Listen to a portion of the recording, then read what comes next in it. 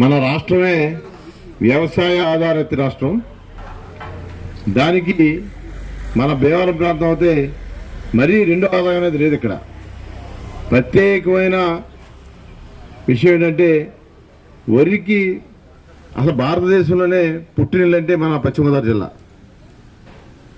East గోదావరిలో కూడా ఇంకా కమర్షియల్ క్రాప్స్ ఉన్నాయి, కానీ మన పశ్చిమ గోదావరి జిల్లాలో జంగారెడ్డిగూడెం ఆ మెట్ట ప్రాంతంలో కమర్షియల్ క్రాప్స్ ఉన్నాయి తప్ప మనకి ఎప్పుడు కూడా మేము చిన్నప్పుడు ఇప్పుడంటే ఆక్వా రీలు చేపలు ఇప్పుడు అయితే వచ్చినాయి, కానీ గతంలో పూర్తిగా ఇక్కడ వరి తప్ప రెండో పంట లేని ప్రదేశం ఇది.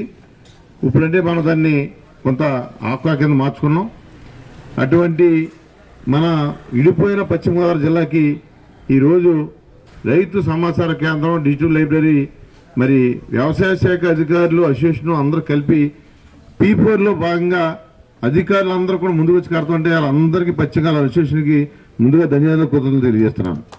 ఎందుకంటే సాధారణంగా ఉద్యోగస్తులు ఎప్పుడు వారు పదవి విరమణ చేసి చక్క వెళ్ళిపోదామని చూసే వాళ్ళు ఎక్కువ మంది ఉంటారు, కానీ ఈ రకమైన మరి ప్రజలకి రాబోయే రోజుల్లో కూడా మనం ఆ శాఖలు ఉద్యోగం చేసాము, అక్కడున్న రైతులకి తరతరాలకు గుర్తుండిగా ఒక కార్యక్రమం చేయాలని తలపెట్టిన మీరు జేడీ గారు, అలాగే మీ సిబ్బందికి, అసోసియేషన్ ప్రతినిధులకు, పెద్దలకు అందరికి కూడా ప్రత్యేకంగా ధన్యవాదాలు తెలియజేసుకుంటూ రాబోయే రోజుల్లో కూడా వ్యవసాయాన్ని చాలా చక్కగా ఇప్పుడు మనం మరి తల నుంచి తుని వరకు కూడా మరి అది ఇచ్చాపురం వరకు కూడా కోస్టల్ కారిడార్ కనుక తయారవుతే సముద్ర ఉత్పత్తులు కూడా భారతదేశంలోనే అతి పెద్ద ఆదాయ రాష్ట్రం మన ఆంధ్రప్రదేశ్ అవుద్ది. ఆ దిశగా కూడా నారా చంద్రబాబు నాయుడు గారు, అలాగే మన వ్యవసాయ శాఖ మంత్రి అచ్చెన్నాయుడు గారు, లోకేష్ బాబు గారు అందరూ కృషి చేస్తున్నారు.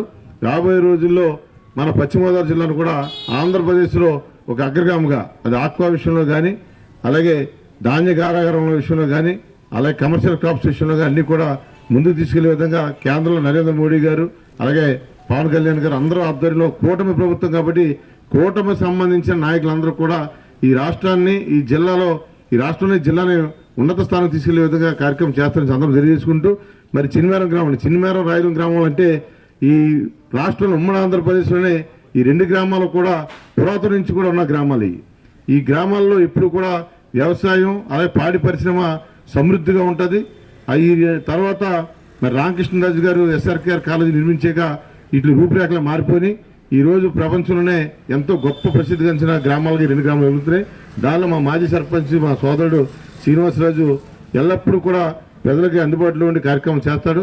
అతను మరి సూచించిన ప్రకారంగా ఇంత గొప్ప సైటు మనకి ఈ విషయానికి ఇచ్చినందుకు చాలా సంతోషపడుతున్నాం.